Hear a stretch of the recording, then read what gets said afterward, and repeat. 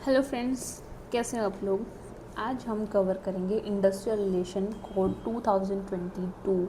हमने देखा था ना कि इम्पोर्टेंट जो भी होगा हमारा उसको हम कवर करेंगे। ठीक है, तो आज हम देखेंगे इंडस्ट्रियल रिलेशन 2022।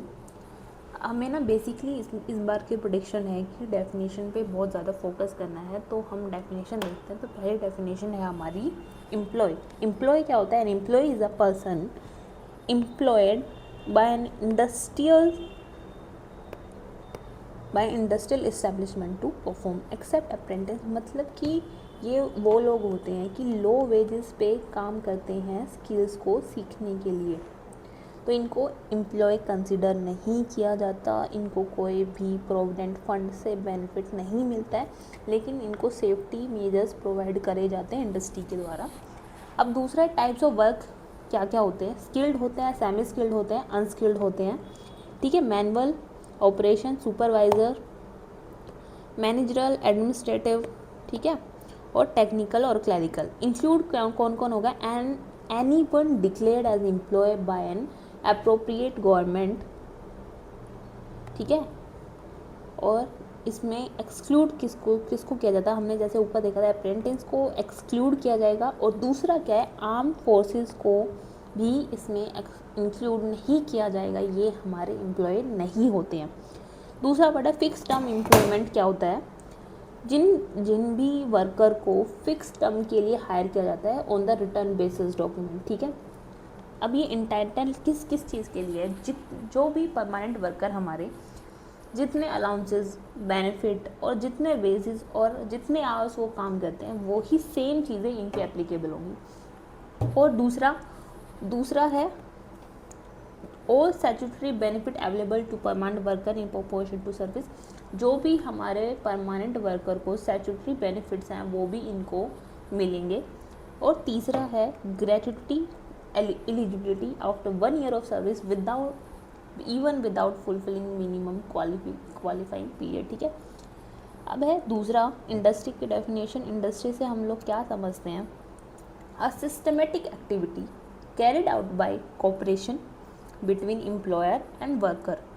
एक सिस्टमेटिक एक्टिविटी है जो कि हमारे कॉपरेशन और एम्प्लॉयर और वर्कर मिलकर करते हैं। किस चीज़ के लिए? प्रोडक्शन के लिए, सप्लाई के लिए, डिस्ट्रीब्यूशन ऑफ गुड्स और service to satisfy human wants. ठीक है, अब इसमें क्या क्या इंक्लूड नहीं होगा, ये इम्पोर्टेंट है कि क्या क्या इंक्लूड नहीं होता इंडस्ट्री में। तो पहला देखेंगे इंस्टीट्यूशन इंगेज इन चैरिटेबल और सोशल सर्विस, तो ये उसमें इंक्लूड नहीं होता है हमारा इंडस्ट्री में। दूसरा क्या होता है? Government related to sovereign function such as defence, research, atomic energy, space department. Basically ये हमारा स्टेट के अंडर आता है, स्टेट गवर्नमेंट के अंडर, तो ये हमारा इंडस्ट्री में काउंट नहीं होगा। ठीक है, और डोमेस्टिक सर्विस ये भी हमारा इंडस्ट्री में काउंट नहीं किया जाएगा। अब है रिटायरमेंट, मतलब कि termination of a worker service by the employer for any reason. किसी भी रीज़न के द्वारा वर्कर को टर्मिनेट कर दिया गया except such as punishment under disciplinary action, कि उसको पनिशमेंट दी गई है कि उसने कोई रूल ब्रेक किया है, उसको एक्सेप्ट करके किसी भी वर्कर को टर्मिनेशन कर दिया जाता है। इसमें कौन कौन इंक्लूड नहीं होता है? वॉलंटरी रिटायरमेंट, भाई ये कैसे इंक्लूड हो सकती है ना इसमें? Superannuation, complete of tenure in fix term employment. ठीक है भाई, उसका टेन्योर कंप्लीट हो चुका है, वो भी नहीं आएगा इसमें। जब भाई अब है इसमें वर्कर आएगा, यहाँ पे कर देना continued ill health of the worker. भाई वर्कर की हेल्थ ख़राब है तो वो कैसे आ सकता है इसमें? अब है डेफिनेशन ऑफ वर्कर, इसको भी देख लेना, ये भी इम्पोर्टेंट है। अब वर्कर मीन्स एनी पर्सन, कोई भी आदमी। वर्कर कब माना जाएगा? Employed in any industry to perform, कि वो एक इंडस्ट्री में काम करता है कि लाइक मैनुअल वर्क, अनस्किल्ड और स्किल्ड। थर्ड है टेक्निकल और ऑपरेशन वर्क, क्लरिकल और सुपरवाइजरी वर्क। ठीक है,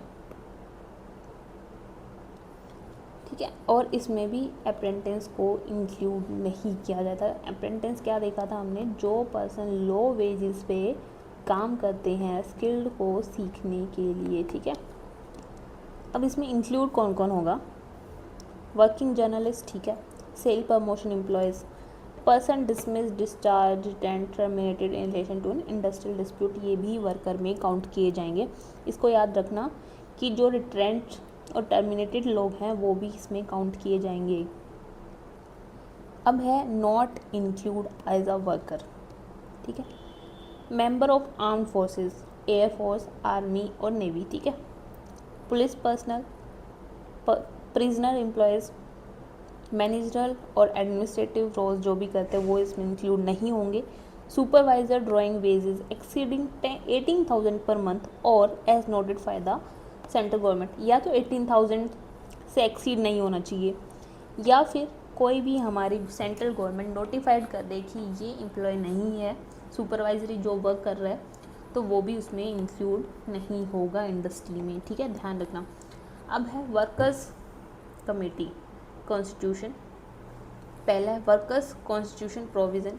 इसका प्रोविज़न क्या क्या होता है एक कमेटी को बनाने का, ये किस किस पे एप्लीकेबल होगा, with applicable to established with 100 और मोर वर्कर्स एम्प्लॉयड करंटली और इन लास्ट 12 मंथ, या तो अभी प्रेजेंट में 100 या उससे ज़्यादा वर्कर काम कर रहे हो, या लास्ट 12